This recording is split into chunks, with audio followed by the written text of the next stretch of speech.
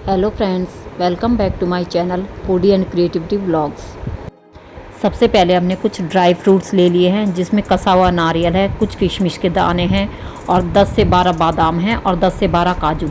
सारे dry fruits को roast करके इनको दरदरा पीस लेंगे और हल्का हल्का मैंने नारियल का जो बुरादा है उसको भी रोस्ट कर लिया था। अब इसके बाद मैंने कुछ खोआ लिया है, जिसका मेज़रमेंट है 150 ग्राम के करीब। अब हमने 250 ग्राम के करीब मैदा लिया है, जिसको हम गुजिया बनाने के लिए इस्तेमाल करेंगे। और 150 ग्राम जो मावा है वो मेरा घर का बना हुआ है। उसमें मैंने जो ड्राई फ्रूट्स लिए थे वो भी लगभग 100 ग्राम के करीब हो गए थे, तो मेरा भरावन था वो भी 250 ग्राम के करीब हो गया था, और ये मैदा भी 250 ग्राम। अब इसमें मैंने मैदा के अंदर 3 टेबलस्पून कुकिंग ऑयल डाला है मोयन के लिए। आप चाहें तो घी भी डाल सकते हैं। और मसल कर आप अपने आटे को अच्छे से मोयन को इसके अंदर मिक्स करके तैयार कर सकते हैं। मोयन डालने के बाद आप मैदा को एक लड्डू बना के देखिएगा। अगर लड्डू बनता है तो आपका जो मोयन है वो एकदम परफेक्ट है मैदा के अंदर। और आप फिर अपने आटे को गुनगुने पानी से गूँथेगा, क्योंकि गुनगुने पानी से गूँथने से जो आटा है वो बहुत ही अच्छा और बहुत परफेक्ट डो बन के तैयार होता है। यहाँ पर आप देख सकते हैं कि मेरा डो एकदम टाइट बना है। ये पूरियों के आटे से थोड़ा सख्त डो बनाना पड़ता है, जिससे कि आपकी गुजिया एकदम बहुत अच्छी क्रिस्पी बन के तैयार होंगी और लचीली बिल्कुल भी नहीं होंगी। जो कुछ लोग बोलते हैं कि लचीली हो जाती है या फट जाती है, वो शिकायत इनमें नहीं आएगी। अब मैं यहाँ पर जो मेरा मावा है उसके अंदर जितने भी ड्राई फ्रूट्स मैंने दरदरे पीसे थे सबको मिक्स कर लूँगी। और किशमिश को भी मैंने दो टुकड़ों में छोटा छोटा काट के इसके अंदर डाल लिया है। ड्राई फ्रूट्स डालने के बाद जितना भी हमारा भरावन है उसमें उतनी ही क्वांटिटी में हम मीठा डालेंगे, यानी कि बूरा, जो कि जितनी क्वांटिटी में हमारा मावे का भरावन तैयार हुआ है, और दोनों को अच्छे से मिक्स कर लेंगे।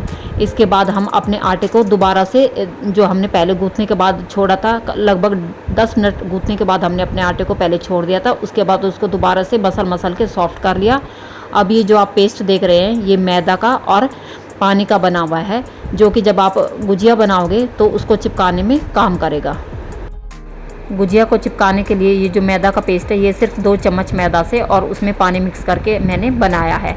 तो आप भी ऐसे बना लीजिए, क्योंकि ये गुजिया को चिपकाने में अच्छी मदद करता है। अब जो लोइयाँ बनाई थी मैंने मैदा से, उसकी ये मैंने एक बड़ी सी पूरी बेल ली है, और जो गुजिया मेकर आता है उसके ऊपर मैंने रख के इसके अंदर मैंने अच्छा खूब भरावन भरा था। आप देख सकते हैं मेरी वीडियो के अंदर। गुजिया के अंदर भरावन को अच्छे से दबा के भरने के बाद आप जो सांचा है गुजिया का, जिसके अंदर आप गुजिया को बना रहे हो, उसको अच्छे से दबा के तैयार कर लीजिए अपनी गुजिया। और इससे आपकी गुजिया एकदम परफेक्ट शेप में और बहुत अच्छी बन के तैयार होगी। गुजिया की पूरी आप ना ज़्यादा पतली बनाइएगा ना ज़्यादा मोटी, मीडियम बनाइएगा, और उसको थोड़ा बड़ा बेलिएगा गुजिया के सांचे से थोड़ी थोड़ी बड़ी, क्योंकि जब आप गुजिया बनाओगे उसको सांचे के अंदर दबाओगे तो थोड़ी थोड़ी बाहर निकलनी चाहिए। अगर आप बिल्कुल नाप के बनाओगे तो कई बार उसका मुंह खुला रह जाता है और गुजिया हमारी फट जाती है, जो कि अच्छी नहीं बन पाती। आप देख सकते हैं मेरी गुजिया की जो पूरी है वो एकदम बड़ी है और उसके किनारे बाहर आ गए हैं गुजिया बनाने के बाद सांचे से। और वो जो मैदा का पेस्ट हमने तैयार किया था उसको आप ज़रूर लगाइएगा भरावन भरने से पहले गुजिया के ऊपर, इससे आपकी गुजिया अच्छे से चिपकेंगी। ऐसे ही करके मैंने अपने धीरे धीरे सारी गुजिया तैयार कर ली थी। सबसे पहले गुजिया को भर के आप तैयार कर लीजिएगा, उसके बाद ही इनको तलना शुरू कीजिए, क्योंकि गुजिया में अगर पपड़ी पड़ जाए तो वो थोड़ी सी अच्छी नहीं बनती है और उसके फटने का भी हल्का सा खतरा होता है। तो आप पहले इस गुजिया को तैयार कर लीजिएगा। उसके बाद एक तरफ ऑयल गर्म होने के बाद मैंने इनको फ्राई किया था। ये जो आप देख रहे हैं गुजिया बनाने के बाद जो एक्स्ट्रा किनारे मैं काट कर निकाल रही हूँ, इसके बाद भी ये अगर इन पे थोड़ी पपड़ी आ जाती है तो आप क्या कर सकते हैं कि थोड़ा पानी हाथ पे लगाइएगा और इनको सबको इकट्ठा करके अच्छे से मसल लीजिए, और आपका डो एकदम फिर से परफेक्ट हो जाएगा और आप अच्छे से गुजिया बना पाओगे।